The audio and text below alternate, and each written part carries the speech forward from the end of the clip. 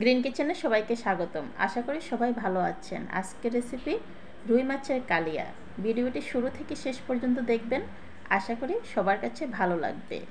রুই মাছ কেটে ভালো করে লবণ দিয়ে ধুয়ে পরিষ্কার করে নিয়েছি। আমি এখানে বড় সাইজের রুই মাছ নিয়েছি, আপনারা চাইলে ছোট সাইজের রুই মাছ দিয়েও এই রেসিপিটি করতে পারেন। লবণ, হলুদ আর তেল মাখিয়ে 15 মিনিটের জন্য রেখে দিব।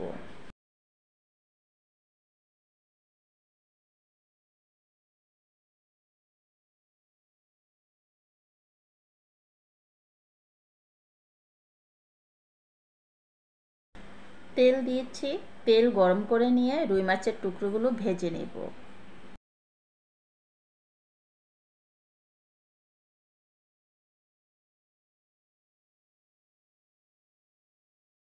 এখন মাছের অপর পিঠ ভেজে নিব। মাছ খুব বেশি লাল করে ভাজবো না, বেশি লাল করে ভাজলে মাছ শক্ত হয়ে যাবে। মাছ শক্ত হয়ে গেলে তেল মশলাগুলো মাছের মধ্যে যাবে না।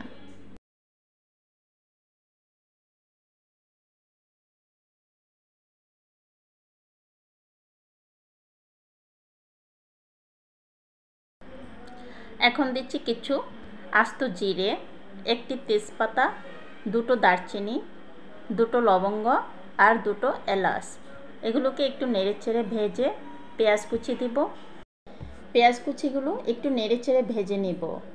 আর দিব 1 চা চামচ পেঁয়াজ বাটা, হাফ চা চামচ আদা বাটা, হাফ চা চামচ মরিচের গুঁড়া আর হাফ চা চামচ হলুদের গুঁড়া।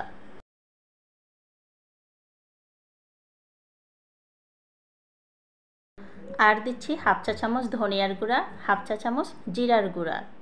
দেব দুটো কাঁচামরিচ আর লবণ দিব স্বাদ মতো।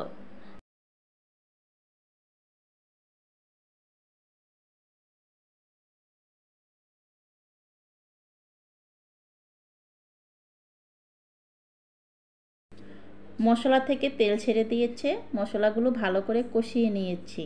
এখন দিব টমেটো পেস্ট। টমেটো পেস্ট দেওয়ার পর আরও কিছুক্ষণ কষিয়ে নেব।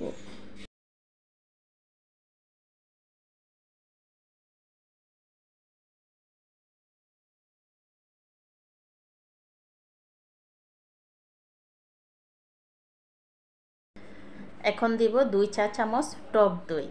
মাছের কালিয়ায় টক দই দিলে টমেটোর পরিমাণটা একটু বুঝে দিতে হবে। আমি একটি বড় সাইজের টমেটো নিয়েছি আর 4 ভাগের 1 ভাগ টমেটো পেস্ট করে দিয়েছি।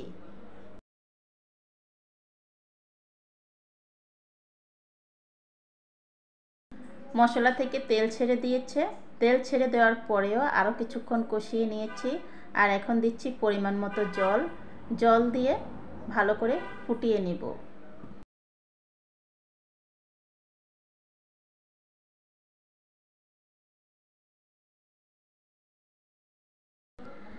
এখন দিচ্ছি ভেজে রাখা মাছ। মাছ দেওয়ার পর চুলার আঁচ মিডিয়াম হিটে রেখে কিছু সময় রান্না করে নেব। মাছ রান্না প্রায় হয়ে গিয়েছে। এখন কিছুটা গরম মশলা আর 1 চা চামচ ঘি দিয়ে 2 মিনিট ঢেকে রাখবো।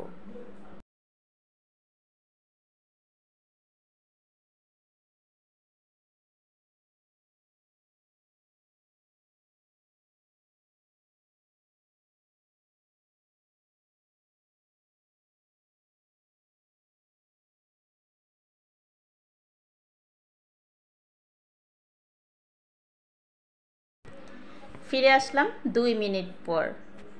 দেখুন মাছটা দেখতে কতটা সুন্দর হয়েছে। সুপ্রিয় দর্শক, খুবই কম সময় আর খুব সহজেই বাসায় বানিয়ে নেওয়া যায় রুই মাছের কালিয়া। দেখতে যেমন সুন্দর হয়, খেতেও খুবই টেস্টি হয়।